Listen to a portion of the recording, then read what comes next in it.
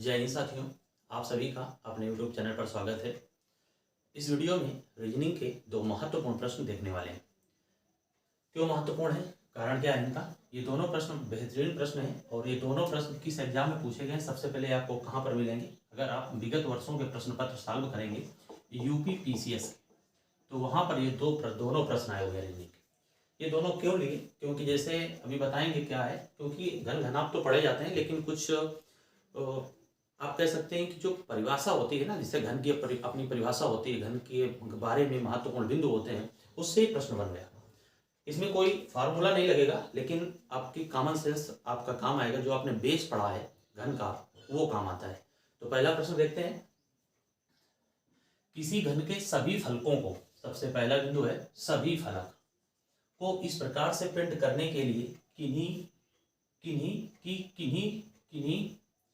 किन्हीं दो संलग्न फलकों के, ठीक, किन्हीं दो संलग्न फलकों के रंग समान न हो, कम से कम कितने रंगों की आवश्यकता होगी?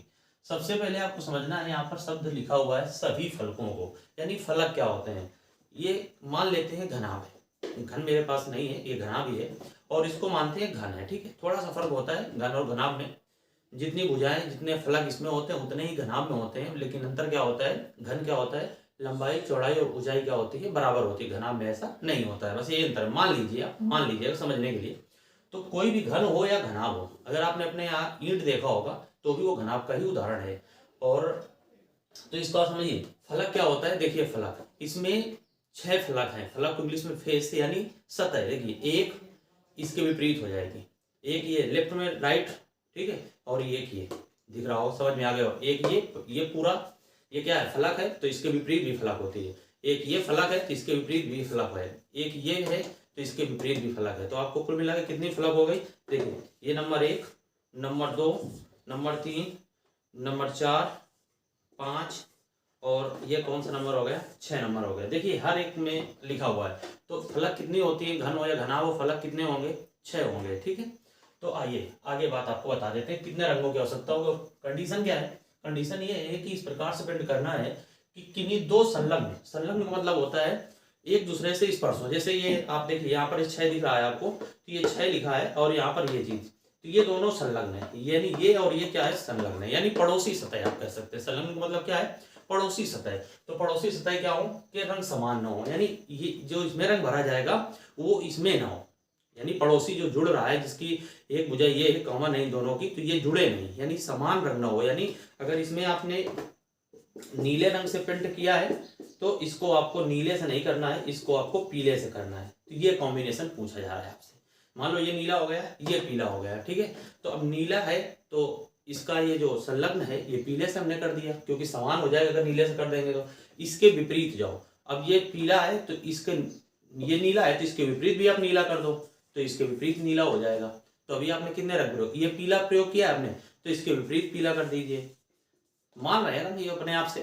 अब मान लो लाल, यहां पर आपने लाल कर दिया इस साइड में, तो इसके विपरीत लाल हो जाएगा, देखिए, तो इसके विपरीत ये लाल हो गया। तो आपको समझ में आ चुका होगा इसमें क्या है कि किन्हीं दो संलग्न फलकों का रंग समान नहीं है। देखिए ये नीले की थी तो इधर देखेंगे ये इसके समान सतह की संलग्न सतह है, लेकिन ये लाल की है, नीला है ये लाल है, इसकी ये भी समान है, ये संलग्न सतह है, तो इसका रंग नीला नहीं होना चाहिए। देखो कौन सा है? लाल है। उम्मीद करते हैं आपको प्रश्न समझ में आ चुका होगा। और कितने रंग यहाँ पर प्रयोग किए? नीला प्रयोग किया, लाल प्रयोग किया और कौन सा प्रयोग किया? पीला किया। नीला किया, लाल किया और पीला किया। ये रंग आप कहेंगे रंगों को लेके यहाँ पर कहाँ है? वो हमने माना है अपने हिसाब से आपको समझाने के लिए, ठीक है। उम्मीद करते हैं कितने रंगों की जरूरत है, और वो कह कम से कम कितने रंगों की जरूरत है, तो 3 रंगों की जरूरत यहाँ पर पड़ेगी। अब आपके मन में आएगा ये विकल्प 6 होगा, बिल्कुल 6 कैसे होगा? आप कहेंगे संलग्न सतह, संलग्न फलक, आप समझ गए। तो आप कहेंगे रंग समान ना हो, तो आप कहेंगे इसमें 6 रंग कर दे, इसमें अलग कर दे, इसमें अलग कर दे, इसमें अलग कर दे। तो ये भी बात सही है, लेकिन वो एक कंडीशन अगर न दी होती तब 6 हो जाता, लेकिन यहाँ पर कम से कम कह दिया, तब जाके इस प्रश्न का उत्तर क्या हो जाएगा? 3 हो जाएगा। उम्मीद करते हैं आपको समझ में आ चुका होगा। दूसरा प्रश्न देखते हैं। लिखा हुआ संलग्न आकृति में समांतर चतुर्भुज की संख्या क्या है? आपको बता दें, जैसे ये प्रश्न बनता है तो सामान्यतः आपने जब भी आकृतियों की गणना, काउंटिंग ऑफ फिगर्स, यानी देखे होंगे इस टॉपिक को, तो इसमें सीधे ही कई आप में से कई लोगों के मन में आया होगा कि त्रिभुज निकालने हैं, लेकिन ऐसा नहीं है। त्रिभुज निकालने के लिए क्या तरीका होता जाता है, 1 2 3 4 5 6 7 8 9 इस तरह निकाला गया और कहा गया 9 का गुणा 2 में कर दो, 5 घटा दो, 9 दूना 18 5 13 हो जाएगा। तो कई लोगों ने विकल्प 13 दे दिया होगा। तो आपको बता दें, याद रहे ये यूपीपीसीएस में पूछा गया प्रश्न है और आपको ये प्रश्न कहाँ पर मिलेगा इस टाइप का, तो एसएससी में भी पूछा जा चुका है, CHSL 2017 के एग्जाम में। और एक बता दें आपको, ये आपको विजय शंकर श्रीवास्तव जो रीजनिंग वाली बुक है उसमें इसका जिक्र किया गया है, ठीक है। तो समांतर चतुर्भुज पूछा है, ना कि त्रिभुज। अब आपके मन में आएगा ये कैसे काउंट करें, तो ये तो हमने बता दिया कि आप ऐसा पहले सोचे होंगे, सभी लोगों ने नहीं लेकिन कुछ लोगों ने सोचा होगा, ठीक है। तो इसमें समांतर चतुर्भुज क्या निकलना है, करने का तरीका क्या है, शॉर्टकट क्या होता है उस पर चर्चा करेंगे। ए बी इस तरह से लिखते जाओ, ABC इसको D E F G H I इस तरह से बिंदुवार आप लिख दीजिए, ठीक है। ये लिख दिया मैंने। तो देखो समानांतर चतुर्भुज क्या है, हिंट्स देंगे, करना आपको ही है। अगले इसका उत्तर आप कमेंट करिएगा, हिंट्स आपको दिए देते हैं। एक होता है आयत। आयत क्या होता है, आमने सामने भुजाएं क्या होती है, बराबर होती हैं। और एक होता है समानांतर चतुर्भुज, तो इसमें भी आमने सामने भुजाएं क्या होती है, बराबर होती हैं, ठीक है, बात सही। लेकिन इसमें इसका प्रत्येक कोण कितना होता है, 90 डिग्री होता है। लेकिन इसमें ये जरूरी नहीं, इसमें से प्रत्येक कोण 90 डिग्री नहीं होगा। हाँ, लेकिन जैसे इसमें एक रेखा में बने हुए कोणों का योग 180 होता है, ये 180 होगा, लेकिन ये जरूरी नहीं कि 90-90 हो, ये नहीं होगा।